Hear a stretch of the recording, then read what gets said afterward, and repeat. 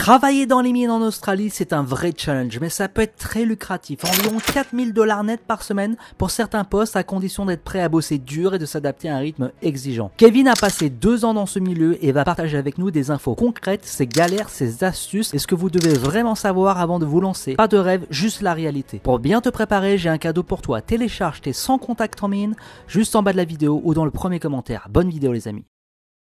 Salut Kevin. Salut Damien.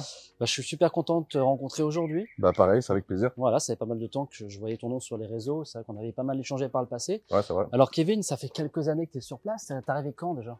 Je suis arrivé début janvier 2020, juste avant le Covid. Ouais, donc ça fait quand même un paquet d'années que tu es là. Alors Kevin, avant de parler dans cette vidéo, on va surtout parler des mines. C'est un sujet qui vous intéresse. Vous allez voir, Kevin, il a travaillé 2 ans en mine, donc il a matière à en parler. Mais avant toute chose, Kevin, présente-toi à la communauté. Alors donc moi c'est Kevin, j'ai 34 ans, je viens de Liège en Belgique. Comme je le disais, ça fait 4 ans donc je suis arrivé en Australie. Donc je suis arrivé avec l'optique de rester le temps de 1 ou 2 PVT, donc en l'occurrence 2 ans maximum. Et depuis, comme je dis, ça fait 4 ans et je compte bien m'installer ici. Ah oui, parce que pour précision, Kevin, en fait, si à la base tu veux faire 2 ans, mais vu que tu as eu le visa Covid, alors on vous parle, c'était encore accessible. C'est ça. En fait, du coup, t'as gratté. Ça m'a permis de prolonger, ouais, c'est ça. Donc voilà. il y a eu en Belgique, c'est toujours à 30 ans pour le PVT. Ouais. Moi, je suis arrivé, j'en avais déjà 30, donc ça m'a permis, de faire mes 2 premiers PVT. Et puis, grâce au Covid, si je peux dire ça comme ça, ils ont lancé donc le Covid visa, plus un certain temps de bridging visa entre les deux. Ouais. Là, je viens de commencer mon 2e Covid visa justement, ce qui me prolonge d'un an de plus. Voilà, donc c'est incroyable. Ton histoire est quand même incroyable. Normalement, ouais, on fait les Belges, ils font 2 ans et basta. Ouais. À part le visa étudiant évidemment. Là, on est dans un contexte très particulier. Alors, juste pour information, parce que en fait, Kevin, t'es arrivé juste avant le confinement en 2020. Ouais. Donc, le travail en mine était hyper accessible. Donc, à prendre avec des pincettes, même si tout ce que tu as fait est 100% vrai. En tout cas, aujourd'hui, c'est peut-être plus compliqué, faut le préciser. Donc, moi, quand je suis arrivé en 2020, l'accès aux mines était très, très, très compliqué, voire impossible. C'était vraiment des exceptions, les backpackers qui arrivaient à rentrer dans les mines. Et c'est à partir du moment où le Covid a pété justement, et que là, ça a tout changé, pour plusieurs raisons, parce qu'ils ont fermé les frontières entre les pays, ils ont fermé les frontières entre États aussi. Donc du coup, ils avaient besoin d'énormément de main d'œuvre. Et pour les backpackers qui sont restés ici sur place, c'était une mine d'or parce que ils recherchaient de la main d'œuvre en masse. Ouais. Moi, comme j'expliquais tout à l'heure, par exemple, j'ai eu mon premier taf en mine avant même de passer mes tickets. Ouais. Donc ce qui était vraiment exceptionnel. C'est ce qui est très exceptionnel. Ouais, c'est ça, ouais. Les rates, pareil, avaient augmenté. Les salaires qu'on touche aujourd'hui en mine, on ne les touchait pas, ou ils ne les touchaient pas en l'occurrence avant le Covid. Donc, que ce soit par rapport au visa, que ce soit par rapport au travail, le Covid pour nous, ça a été vraiment une bénédiction, si je peux dire ça. D'accord, ça marche. Alors, avant de parler de mine pure, on avait juste à comprendre un petit peu ce qui s'est passé. Déjà, pourquoi tu as choisi la ville de Perth? Parce que la question que les internautes peuvent se poser, c'est pourquoi choisir Perth et pas Brisbane, par exemple? Quand je préparais mon voyage, j'avais un couple d'amis à Liège qui avaient déjà fait l'expérience du PVT en Australie. Ouais. En l'occurrence, ils l'avaient fait dans le Western Australia et à Perth. Ouais. Et ils m'avaient bien vendu Perth. Donc ils m'ont convaincu sur Perth très facilement d'ailleurs. Ouais. Et à côté de ça, c'est vrai que les gens se ruent en général sur Sydney parce que c'est plus connu, parce que c'est le famous Sydney. Donc j'ai choisi Perth et j'ai jamais regretté. Voilà, c'est parfait. Ouais. Et du coup, est-ce que Perth, tu recommandes pour sa qualité de vie? Ça fait maintenant quasiment 4 ans que tu habites entre guillemets dans la région à Perth. Tu recommandes Perth pour ceux qui regardent la vidéo? Je recommande, oui, complètement. Mais après, ça dépend aussi de la personnalité de chacun. Je dirais qu'il y a vraiment 2 ou 3 écoles. Il y a Perth, Sydney et Melbourne. Perth, ce qui est bien pour moi, c'est que je dis souvent que c'est une grosse petite ville. Donc, quand on arrive, on voit les gratte-ciels, c'est beau, etc. C'est très étendu, Perth. Mais le mindset des gens est vraiment très chill. Les gens ils sont pas dans le rush, ils sont pas stressés. Le lifestyle ici est vraiment incroyable. Donc à part si vous êtes dans un état d'esprit beaucoup plus grosse ville où ça bouge beaucoup plus, etc. À part ça, je conseille vraiment Perth. D'accord. Et donc toi au départ, Kevin, comment t'as logé? Tu t'es allé en auberge directement ou t'es allé en mine directement? Comment ça s'est passé? Donc moi j'avais booké mon hostel avant d'arriver sur Perth d'office. Ouais. Je suis resté 1 mois et 1 semaine dans cet hostel-là avant de déménager ailleurs pour aller bosser dans les fermes. Mais à l'époque, c'était très facile comparé à aujourd'hui pour le logement. Ça, c'est important. Alors, on tourne cette vidéo, donc on est fin d'année 2023. J'en ai eu les frais. C'est très compliqué de se dire. C'est très compliqué. Le logement ici, c'est très tendu. Ouais, effectivement. Si je compare entre, comme je disais, janvier 2020 quand je suis arrivé et aujourd'hui, c'est deux mondes. Moi, je suis arrivé, il y avait du logement partout, il y avait du taf partout. Comme j'expliquais, moi, par exemple, à l'époque, si je me rappelle bien, je payais ma rent à la semaine en hostel 120 ou 150 dollars la semaine. Aujourd'hui, pour un dortoir, on a 300, 350. Donc, ouais, c'est ça. Et encore, tout est full. C'est ça, on peut même pas se loger, même en payant. C'est ça, c'est ça. C'est quoi, c'est un conseil à donner aux futurs backpackers qui viennent du coup dans la région? Si j'ai un conseil à donner, c'est d'arriver avec des économies. À l'époque, on pouvait se permettre d'arriver avec moins d'argent parce que comparé à aujourd'hui, c'était beaucoup plus facile, moins cher de se loger, de trouver du taf, etc. Donc vraiment, c'est prévoir en avance et booker bien en avance aussi. D'accord. Ça. Alors Kevin, lorsque tu es arrivé à Perth à l'époque, ce qui est pas évident, c'est de mettre en place une vraie stratégie de recherche de boulot parce que tu peux partir en mine, tu peux partir dans les fermes ou en ville. Toi, comment tu t'y étais pris à l'époque? Bah à l'époque, justement, ce qui était bien, c'était la facilité de trouver de l'emploi. Donc il n'y avait pas réellement besoin de stratégie. Moi, je suis arrivé un mercredi soir. Et j'ai trouvé mon premier boulot le lendemain pour commencer le lundi qui suivait, tout simplement via Facebook. C'était pour faire un boulot de déménagement. Donc les groupes Facebook, ça marche? Les groupes Facebook, ça marche. Les groupes Facebook, ça marche. Il faut être très réactif, par contre. Il faut être surtout aujourd'hui. Surtout aujourd'hui, comme j'ai dit à l'époque, il y avait énormément d'offres d'emploi. Aujourd'hui, c'est plus compliqué. Donc, s'il y a un manque de réactivité, bah forcément, quelqu'un aurait été plus rapide que toi, il aurait décroché le taf avant toi. Mais à l'époque, c'est comme ça que ça s'est passé. Et quand j'ai bossé le lundi, et la personne qui était en charge donc du travail, j'ai parlé avec lui, je me suis bien vendu. Lui, il avait un business de démolition. Et après, j'ai commencé à bosser avec lui dans la démolition, justement, grâce à ça. Parfait. Donc, le conseil que tu donnes, Kevin, aujourd'hui, pour ceux qui veulent préparer leur aventure, c'est d'aller sur les groupes, mais très tôt le matin, par exemple ou il faut pas spécialement très tôt le matin, mais vérifier de manière très régulière tout au long de la journée. D'accord. Être sur les différents groupes réactifs, regarder sur les sites comme Gumtree, etc. aussi. Ça part vite. Être très réactif, ouais. D'accord, ça marche. Donc les groupes Gumtree, n'hésitez pas donc à checker les amis. Alors donc du coup, finalement toi rapidement t'es arrivé en mine. C'est un contexte encore particulier parce que avant le Covid, donc fermeture des frontières et en plus fermeture du Western Australia, donc confinement dans le confinement. Donc ça a été pour toi. Et alors du coup, la mine, déjà comment tu t'es pris dans tes recherches? En réalité, j'ai même pas trop recherché parce que j'avais des amis qui avaient déjà commencé à bosser en mine en tant que scaffolder. Et ils m'ont dit ça recrute, passe tes tickets, viens. Et effectivement, c'est ce que j'ai fait. Même avant de passer les tickets, j'étais en agence et la meuf de l'agence m'a donné mon premier boulot avant même que j'ai passé mon premier ticket. Donc incroyable. Donc à ce moment-là, ils recrutaient en masse. Donc c'était extrêmement facile. Ok, voilà. Donc à prendre avec des pincettes. Aujourd'hui, ce qui est valable, en tout cas à l'époque. Aujourd'hui, c'est devenu plus compliqué. Il faut pas hésiter à être résilient, à s'inscrire, à être patient surtout. À être patient et puis pas hésiter à démarcher le plus d'agences possible. Passer déjà les tickets qu'il faut. Moi, j'ai parlé avec des personnes qui ont démarché des agences sans avoir les tickets.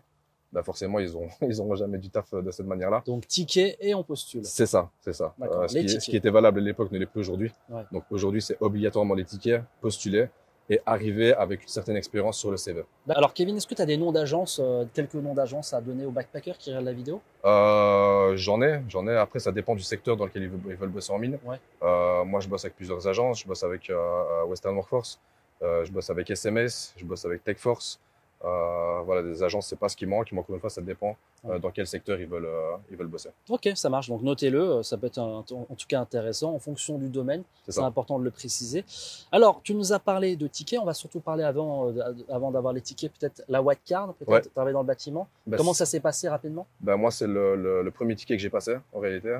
Je l'ai passé avec un ami à moi. Nico, on est arrivé le même jour à Perth, on a fait toutes les démarches ensemble, on avance ensemble à l'époque et toujours aujourd'hui d'ailleurs. Et dès le deuxième jour, je pense, on a été passé la wildcard. Moi, je conseille fortement de passer la wildcard en physique, aller en bureau et la passer en physique, plutôt qu'en ligne, quitte à payer 20 ou 40 $ de plus. Mais c'est beaucoup plus rapide, c'est beaucoup plus facile. Donc, aller en bureau. En physique. Dans les agences? C'est ça, dans une agence d'intérim ou spécifique? Spécifique pour la wildcard. Spécifique wildcard. Ça prend 1 à 2 heures. Et c'est très facile, c'est très rapide. Là où en ligne, ça peut prendre des heures et des heures et des heures. Donc, vraiment. À proscrire en ligne, aller dans les agences, ça sera beaucoup plus efficace. Et la wildcard, c'est la base. D'accord. Wildcard, elle est valable pendant quelques années? Ouais, je ne saurais plus te dire exactement, mais on est tranquille avec ça. D'accord. Et valable dans tous les États, c'est important. Ouais, c'est ça. Super. Et donc, du coup, on y vient. Une fois que vous avez la wildcard, les amis, et que vous souhaitez travailler en ligne, on va devoir passer les tickets. Donc, comment ça marche? C'est ça. Donc, les tickets, c'est les formations en réalité. Et c'est propre à chaque secteur d'activité qu'on veut viser. Moi, par exemple, je suis scaffolder, c'est les échafaudages. J'ai dû passer les tickets d'échafaudage. D'accord. Donc, il y a 3 levels. Il y a basique, intermédiaire et advanced. J'ai commencé par passer le basique pour ensuite passer l'intermédiaire. Et voilà, si vous voulez faire rigueur, par exemple, vous allez devoir faire passer les tickets rigueur, etc. Plus d'autres tickets basiques comme le confined space ou le work at height, par exemple. Alors, Kevin, tu travailles dans les échafaudages. Je veux dire, c'est quand même assez particulier, sachant que à la base, c'était commercial. Comment tu passes de commercial en Belgique à échafaudage en Australie? Il y a eu une transition d'abord. Hein. Je veux dire, moi, je suis arrivé en Australie, j'ai fait plusieurs tafs. J'ai commencé par les fermes de bananes. J'ai eu d'autres boulots après ça. Les mines, là, ça fait 2 ans. D'accord, donc tu as commencé qu'en janvier 2022. Les mines? Ouais. J'ai commencé en septembre 2021. D'accord, ok. Donc tu as mis quasiment, en tout cas, tu as mis quasiment 2 ans avant de démarrer les mines. C'est ça, okay, ouais, bien sûr. Ouais. Okay. Pourquoi? Parce que j'ai bougé un petit peu dans Western Australia. Je n'ai pas habité qu'à Perth. J'ai fait d'autres boulots, j'ai habité dans d'autres villes. Et puis c'est vraiment quand je suis revenu sur Perth et qu'on a vu que les mines étaient grandes ouvertes pour les backpackers aussi, et que j'avais des amis qui avaient déjà un pied dedans, suite à leurs conseils, j'ai fait les démarches et ça s'est enchaîné comme ça. Alors rappelons le contexte, donc Kevin rejoint les mines en septembre 2021, les frontières sont encore fermées parce qu'elles ont ouvert qu'en décembre 2021, donc toi tu as profité de cet Eldorado de fermeture de frontières internationales et nationales, parce que les frontières étaient fermées dans le Western Australia, donc pénurie de main-d'œuvre. Toi, tu sautes sur l'occasion, sur l'opportunité, tu décroches ton premier job en mine sans avoir validé tes tickets. C'est ça. Donc ça, c'est incroyable. Avec un niveau d'anglais B2, donc un niveau d'anglais qui est correct, précisons-le quand même, important. Est-ce que pour ceux qui regardent la vidéo, qui sont par exemple, je reçois souvent des demandes par exemple de grutiers, etc., mais qui ont un niveau d'anglais bac-5, est-ce que tu penses que c'est accessible pour ces gens-là? Les mines sans un niveau d'anglais, c'est compliqué. Encore une fois, ça dépend du travail que vous visez. C'est faisable, pas pour tous les corps de métier, on va pas se mentir. Mais pour faire utility, par exemple, voilà, même si votre anglais est très bas. Donc un peu le bas de l'échelle dans les mines, précisons-le. Ouais, c'est ça. C'est vraiment le travail, sans dénigrer, c'est un travail basique. L'utility, ça consiste à faire du kitchen hand, faire du cleaning, voilà, toucher un petit peu à tout.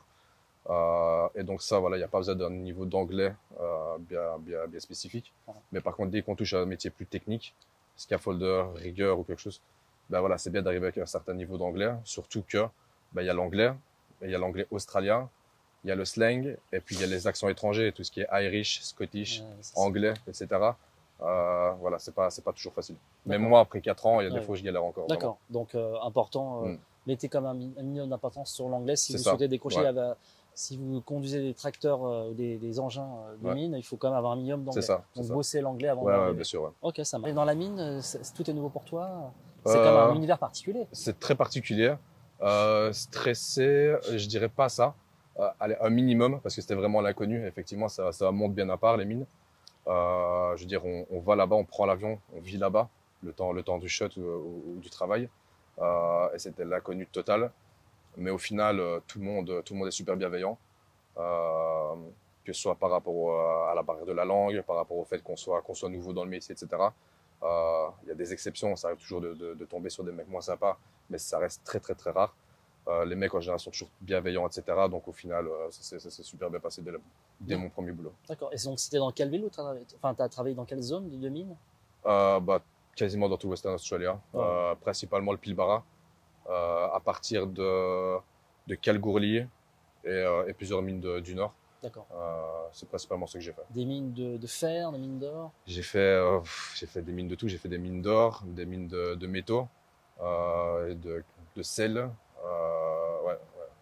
Ok, donc des mines de sel là. Ils prennent ouais, ils font pas que du sel, mais par exemple, j'ai beaucoup bossé à Saino, c'est dans le Pilbara. C'est une mine de fer, mais il faut une partie de sel aussi. Ouais. Ok, donc c'est varié. Ça marche. Alors, tu arrives en mine, t'as pas d'expérience, tu passes tes tickets en tant que skyfolder. Scaffolder, ouais. Skyfolder, en tant que dans les échafaudage. C'est ça. Comment on dit d'ailleurs le métier d'échafaudeur? Échafaudeur, comment on dit? C'est du scaffolding. Scaffolding, voilà. Et moi, je suis un scaffolder et on fait du scaffolding. Ouais. C'est ça. Mais tu n'avais pas d'expérience. Et là, du coup, tu te retrouves à être dans le dur en théorie, mais pas en pratique. Comment tu as géré ce truc? Déjà, on passe par les tickets, ce qui est donc techniquement les formations. Donc moi, comme j'expliquais, je suis level intermédiaire. Donc j'ai passé une semaine de formation théorique et pratique pour le basique, et puis une autre semaine pour l'intermédiaire. Mais en réalité, tout l'apprentissage se fait sur place. Nous, quand on arrive sur place, directement, on dit qu'on est green. Donc, ce qui veut dire qu'on est nouveau, on est novice. Green. Et, green, c'est ça. Okay. C'est un langage de mine. Même en langage anglophone. On est green, ça veut dire que voilà, on est novice. Et là, les mecs, ils te montent, ils t'apprennent. Tu as été formé sur le terrain. Ouais, c'est ça. Ouais. D'accord, ça marche. Et ça n'a pas été trop dur en tant que petit Frenchie qui n'a même pas 30 ans, qui travaille peut-être avec des gens plus vieux Non, ça va. Ça va. Maintenant, voilà, tu me demandes si j'étais pas stressé. Le stress, il venait plus, c'est ça, de jongler avec le travail qui est très technique. Surtout au niveau de la langue aussi, c'est des mots bien spécifiques. Au travail, c'est des mots qu'on n'a jamais entendus avant. Le nom des pièces, le nom du matos, etc. Tout le langage technique. Tout le langage technique, comme j'expliquais tout à l'heure. Les boulons, les trucs. Voilà, par exemple, c'est ça. Plus mélangé, comme je disais, aux différents accents. Voilà, ça, plus ça, plus ça. Le stress venait de faire les choses bien et de pas être un frein pour les travailleurs qui étaient déjà là. Mais sinon, à part ça, je veux dire, pas de problème. Ok, ça marche. Alors, la question qu'on peut se poser, en dehors de l'utility, toi, tu fais un boulot assez technique. Tu te retrouves à plusieurs mètres de haut, dizaines de mètres de haut, enfin, je sais pas la hauteur. Ouais. Comment tu as appréhendé tout ce stress, quand même, ou le risque? Moi, ça va. C'est pas un stress que j'avais de base, que ce soit la hauteur ou le danger ou quoi que ce soit. Voilà, j'ai pas de problème avec ça. D'accord. Et puis en plus, voilà, on est nouveau, on arrive. C'est pas qu'ils vont nous mettre directement à 10 mètres de haut à devoir monter ou démonter un truc. Ça peut arriver, effectivement. En l'occurrence, moi, ça m'est arrivé, mais voilà, c'est pas quelque chose de récurrent. Mais encore une fois, voilà, c'est un peu la technique de, t'arrives pas à nager, on te pousse de la piscine et t'apprends et t'as pas le choix que de te débrouiller à nager. Là, c'est un petit peu la même chose, quoi. Parce qu'en off, Kevin, avant de commencer cette vidéo, tu m'as dit qu'il y avait comme des accidents qui peuvent arriver. Ouais, bien sûr. Il y a un danger concret dans les mines, c'est pas que le monde des bisounours. Non, bien sûr, bien sûr. Toi, tu as vu des accidents, malheureusement? Personnellement, non, j'ai pas vu d'accident, moi directement.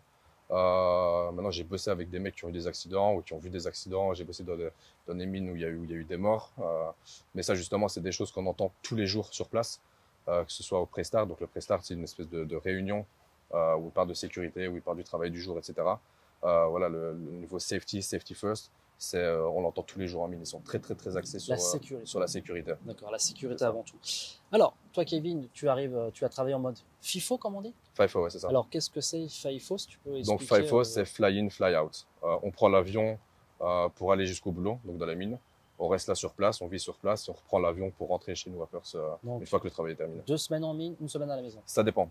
Ça, c'est l'exemple d'un roster, par exemple. Un roster, c'est quand tu bosses toujours pour la même mine et que tu as un schedule bien défini. Donc 2-1, par exemple, tu es 2 semaines en mine et puis 1 semaine off. Okay. Ça, c'est un exemple de roster. Moi, je fais les shutdowns. Donc les shutdowns, c'est quand ils ferment une partie ou l'entièreté de la mine pour maintenance et ou réparation. D'accord. Donc moi, j'interviens, je bosse avec plusieurs agences dans plusieurs mines et on intervient à chaque fois qu'il y a de la maintenance et réparation à faire dans certaines mines. Ça marche. Ok, donc toi, en général, tu sais pas forcément, ça peut être 2 semaines, 1 semaine. C'est ça. Je peux partir. T'es déjà parti 3 semaines? Non, ça m'est jamais arrivé, mais parce que je suis pas chaud de partir 3 semaines non plus. Déjà 2 semaines, c'est déjà long. Oui, parce que précisons-le, les amis, quand on travaille en mine, c'est 12 heures, 13 heures par jour, 7 jours consécutifs. C'est ça. Il n'y a pas de journée de break. Il n'y a pas de journée. Ça arrive, mais c'est rare. C'est par exemple quand on va passer de night shift à day shift, par exemple, on est obligé d'avoir un day off. D'accord. Oui, d'enchaîner les deux. C'est ça. Ou quand ça fait trop longtemps qu'on est sur place, on est légalement obligé d'avoir un day off, ce qui n'arrive pas toujours d'ailleurs. Mais sinon, si je pars pour 2 semaines, par exemple, c'est du 12-13 heures par jour, 7 jours sur 7, voilà, pendant les 2 semaines. D'accord. Alors, la vraie question qu'on peut se poser, est-ce qu'on n'a pas l'habitude en France ou en Belgique, pour les Belges qui nous regardent, d'ailleurs dédicace aux Belges, de travailler 12 heures par jour, 7 jours par semaine? C'est pas trop dur mentalement et physiquement? Si, c'est compliqué. Après, ça dépend des caractères aussi. Moi, par exemple, j'aime avoir ma vie sociale et ma vie ici à Perth. Donc, le fait d'être coupé de tout comme ça pendant 2 semaines, ben, c'est vrai que ça peut être compliqué. Surtout, ben, voilà, on se lève très tôt le matin, on travaille toute la journée, on dort pas beaucoup. Voilà, chaque minute est chronométrée en mine. Donc, c'est compliqué. Mais après, voilà, plus vite on se met dans le bain, plus vite on se met dans le truc travail. Et puis, on attend que le temps passe. Et une journée de 12 heures de travail, ça passe vite globalement, même s'il y a beaucoup de tâches à faire? Bah justement, on a tout intérêt à rester occupé pour que ça passe vite. Ouais. Parce qu'il y a des fois, il y a des jours où on n'a rien à faire concrètement. Il n'y a rien à faire. Des fois, ouais, ça arrive. Journée, rien à faire. Des fois, ça arrive, Okay. ouais, bien sûr. Okay. Surtout pour les scaffolders, ceux qui connaissent, ils savent. Mais du coup, à ce moment-là, ouais, c'est long. D'accord. Donc, on a tout intérêt à rester occupé. Ouais. Ouais, il faut. Oui, parce que 12 heures par jour, c'est quand même des journées chargées. Alors, toi, Kevin, t'es belge. La plupart des gens qui nous regardent sont français ou belges ou peut-être canadiens. La mentalité par rapport aux francophones sur place, ça s'est bien passé? Il n'y a pas eu de racisme particulier? Non, moi je l'ai jamais vécu. D'accord. Maintenant, après, voilà, c'est une question d'intégration aussi. Je pars du principe où plus tu montres que tu veux t'intégrer, que ce soit au niveau culturel, de la langue ou du travail, plus tu montres que tu en veux, et plus ça ira. D'accord. Après, si tu te mets à parler français avec d'autres francophones, alors que voilà, tu es dans le truc, par exemple, avec ton équipe et que tu parles français parce qu'il y a un autre gars de ton équipe qui est français et que tout le monde ne parle pas français, etc., bah, voilà, ça c'est une question de respect et de politesse aussi. Je veux dire, c'est des choses à éviter. Mais plus tu montres de la bonne volonté, plus. Ça, en fait, à vous de vous intégrer pour que vous soyez accepté. C'est valable en ferme. Voilà. Ouais, c'est ça. Cette vidéo. C'est ça, ouais. Si vous pouvez rester entre vous, mais essayez de parler anglais, quoi. Ouais, sinon ça fait un peu, un peu secte. Bah, sinon, c'est nous-mêmes qui nous isolons. Alors si on s'isole, pardon, bah, forcément, les autres vont nous isoler aussi puisqu'on fait notre propre chef. C'est ça. Ça marche. Et une fois que tu as décroché un job en mine, le plus dur, c'est aussi de le garder. Tu as des conseils à donner aux backpackers parce que c'est pas forcément acquis après. Moi, non, c'est ça. Bah, surtout pour les shots. Moi, mon conseil, c'est de bosser avec le plus d'agences possible et de, voilà, limite harceler les agences. Il faut pas hésiter à les contacter, toujours. Parce que tout miser sur une agence et sur une mine, c'est tout mettre sur la boule noire. C'est ça, c'est exactement ça. Plus on bosse avec des mines et plus bah, forcément on multiplie nos chances de trouver des shots à gauche, à droite. Donc ne pas hésiter à s'inscrire un maximum d'agences et de les appeler, les contacter quand vous avez quelque chose pour la semaine ou pour le mois, etc. Et voilà. Alors la vraie question qu'on pourrait se poser, c'est qu'aujourd'hui tu as tes tickets en tant que Skyfolder, mais pourquoi tu n'as pas passé d'autres tickets, par exemple pour travailler dans des endroits hyper confinés ou d'autres, enfin des tickets particuliers?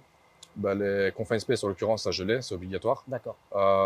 Moi, je pourrais combiner d'autres tickets avec le scaffolding, le rope access par exemple. Donc, c'est tout ce qui est accès en rappel. Okay. Ouais, donc, ça, c'est combinable avec le scaffolding, par exemple. Je le fais pas parce que c'est déjà du travail, finalement. C'est ça, c'est ça. Et passer d'autres tickets, bah, ça reviendrait à changer de travail, au final, changer de métier. Donc ça, ce serait encore des sous pour au final quelque chose dont j'ai pas besoin. D'accord, ça marche. Donc, et si tu as un conseil à donner aux Français qui nous regardent, est-ce que c'est intéressant de passer tous les, on a envie de dire, on passe tous les tickets du monde, que ça on a plein de travail? Non, c'est ça. Bah, si vous êtes dans l'optique de bosser en mine, passez les tickets basiques, donc White Card, Confined Space et Work at Height. C'est les 3 vraiment minimum. Et ensuite, si vous voulez un travail plus technique, donc quelque chose d'autre que Utilities, renseignez-vous bien sur un travail où il y a encore des débouchés. Par exemple, moi, quand j'ai commencé comme scaffolder, je cherchais beaucoup de scaffolders. Là, aujourd'hui, il y a une demande, quoi. C'est ça. Aujourd'hui, la demande n'est plus la même. Truck driver, ça marche toujours. Par exemple, c'est ça. Au rigger, je sais qu'ils en cherchent toujours, etc. Rigger, c'est quoi? Donc, le rigger, c'est celui qui va assister le crane operator. Donc, tu as le grutier, d'accord. C'est donc le rigger, c'est la personne au sol qui va guider le grutier, qui va s'occuper du chargement et des chargements. Donc, renseignez-vous sur cette clé que Kevin vient de nous donner, c'est hyper intéressant. Donc, dédicace à tous les grutiers qui nous regardent dans cette vidéo. Alors, donc, on a appris énormément de choses. On va surtout parler d'un sujet un peu épineux. Au niveau du salaire, est-ce que tu as négocié ton salaire, sachant qu'ils étaient en chien à l'époque? Non. Non, les salaires, ça se négocie pas. D'eux-mêmes, ils ont augmenté les salaires quand ils avaient besoin de main-d'œuvre. Donc, il y a eu le salaire avant Covid et le salaire après Covid. Voilà. Chaque agence a sa propre rate. Donc, tous les rates ne sont pas les mêmes dans toutes les agences. Donc, moi, ma rate, par exemple, ça varie en day shift, ça varie entre 48 et 54, 55, je dirais, dollars. Ouais, ce qui pèse quand même assez lourd. C'est pas mal, ouais. D'accord. C'est pas mal. Parce que sachant que toi, tu n'as pas le boulot, on va dire, d'utility. Précisons-le, utility, c'est le bas de l'échelle, entre guillemets. Ouais, c'est donc, ça. ça peut être du ménage, ça peut ça. être la plonge, comme la vidéo de McDonald's qui doit être en ligne. Et toi, donc toi, Kevin, tu as une compétence un peu plus technique. Donc, on vous invite à passer plus de tickets pour négocier votre salaire. Et ton salaire, t'as réussi à renégocier, revaloriser ton salaire ou t'as plafonné depuis quasiment 2 ans? Non, comme je disais, le salaire, ça se négocie pas. C'est vraiment, ça se joue avec l'agence. Ouais. Mais l'agence, voilà, ils donnent leur rate, c'est le même pour tout le monde. Ça marche. Maintenant, l'avantage qu'on a aussi, c'est que nous, en tant que backpacker, on est taxé à 15%. Tant qu'on ne dépasse pas un certain plafond. Ouais. 45 000, je crois, non? C'est ça, ouais. 45 000. Donc, le problème, c'est que les 45 sont vite atteints. Sont vite atteints. Mais en l'occurrence, voilà, sur les 45 premiers 1000. Oui, c'est quasiment. Voilà. Tu payes quasiment rien. C'est ça. Et après, là, par contre, les taxes, il y a plus de taxes. Je vous mettrai directement les grilles de taxes dans la vidéo, parce que je les connais pas par cœur. Ok, donc beaucoup d'argent quand même. La nuit, tu te gagnes plus la nuit, du coup? La nuit, ouais. La nuit, on gagne 10-15% plus. D'accord, ce qui n'est pas négligeable. Pour être encore plus transparent, une bonne semaine en mine, pour être totalement honnête, et c'est combien une bonne semaine en mine, du coup, qu'on a des tickets? Voilà, déjà, petite précision, les rates dont je parlais, c'est les flat rates. D'accord. Donc, c'est les rates les plus communes. Donc, c'est un salaire fixe de l'heure. Les grilles. C'est ça. Il y a aussi les salaires où c'est penalties, etc. Ça, c'est beaucoup plus rare. Et moi, donc, en flat rate, je gagne net, donc après les 15% de taxes, entre 3 500 et 4 000 $ la semaine. D'accord. Ce qui fait plutôt une belle somme. C'est pas mal, ouais. À la fin du mois. Ça permet justement de financer un appartement, comme j'ai dit dans la vie de McDonald's, acheter la voiture de vos rêves, ou tout simplement, comme Kevin, avoir des projets d'entrepreneuriat pour monter des activités en Australie. C'est ça. Franchement, donc ceux qui regardent la vidéo, il y en a plein qui sont derrière leur écran, qui sont peut-être en France ou en Australie, sous leur toile de tente en Nouvelle-Zélande. Est-ce que c'est vraiment accessible en 2024, les mines? Ou c'est devenu vraiment... Non, oui, c'est accessible, bien sûr, c'est toujours accessible. Encore une fois, pas aussi facilement qu'en 2020. Mais c'est toujours accessible. Après, faut mettre toutes les chances de son côté.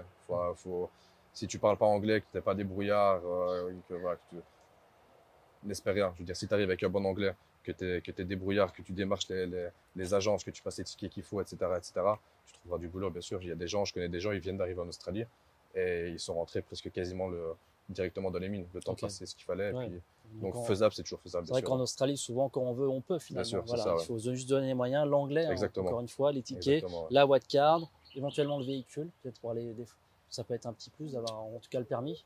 Ça peut aider. C'est pas le plus important, mais ça reste un plus, bien sûr. Mais la white card, work at height, confined space, et puis après les tickets de spécification. Alors. La vraie question que je me pose, c'est est-ce que ça serait pas plus intéressant d'aller à Boulder directement et de s'inscrire dans les agences sur place?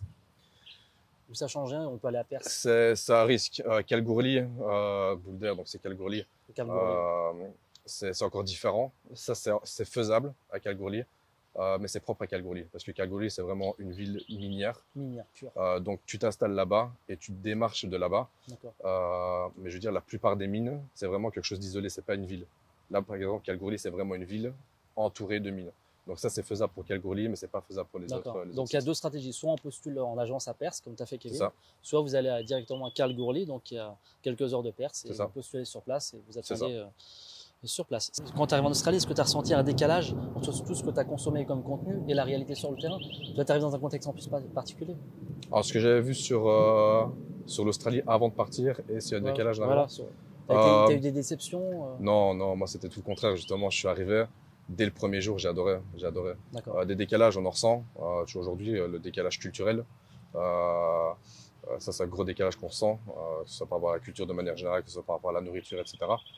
Mais sinon... T'as pas de bonnes frites comme en Belgique. C'est ça, ils connaissent pas la double cuisson.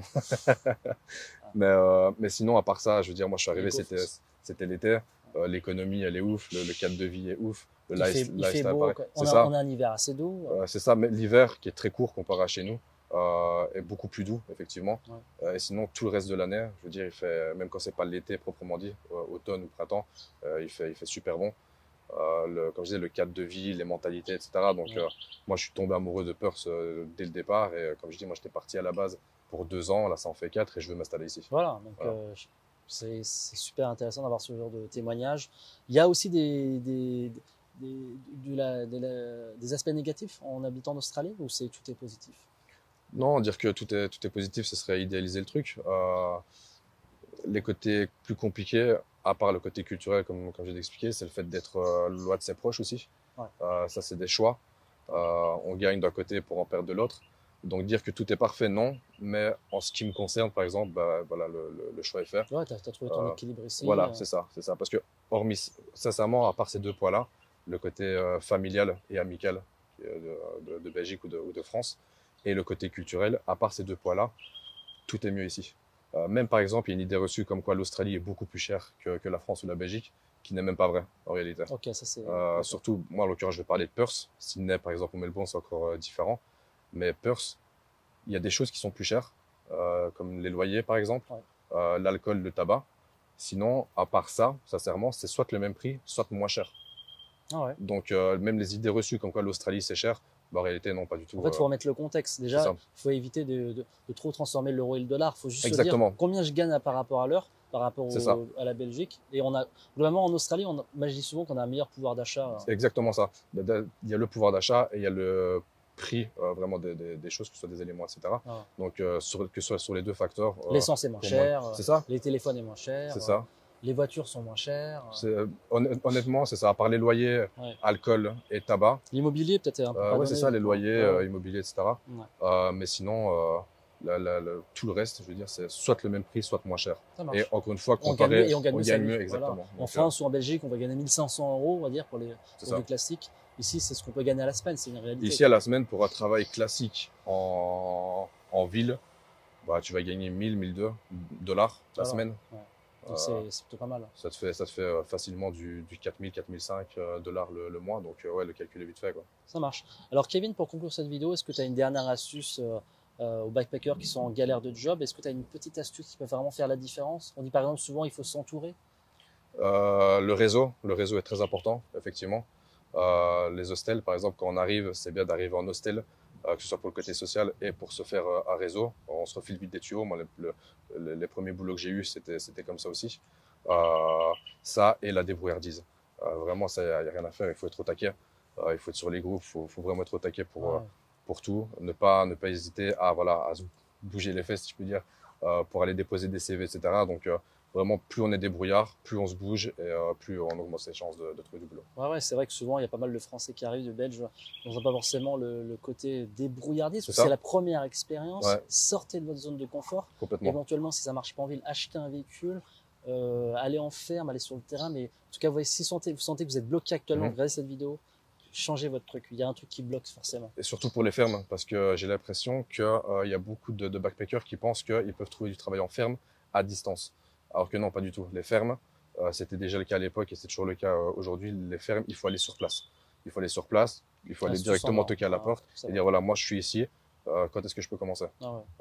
Postuler à distance. Allez très tôt le matin en ferme. C'est ça. Si vous savez par exemple que ça vient à la récolte où il y a besoin de piqueurs, il faut aller sur place. Moi à l'époque, c'est pour ça que je vous dis que l'achat d'une voiture, c'est pas une option, c'est une obligation. Ouais. Moi, c'est mon avis après.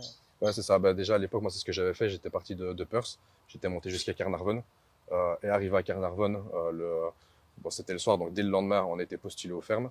Dans l'après-midi, ils nous rappelaient pour nous dire qu'on avait le boulot, quoi. Écoute Kevin, un grand merci pour tous ces conseils. Franchement, c'est une vidéo incroyable, les amis. N'hésitez pas à la liker, mettre un petit commentaire et surtout, si vous souhaitez aller plus loin, vous pouvez vous abonner au compte de Kevin Instagram ou Facebook pour aller plus loin. Donc, Kevin est basé sur Perth.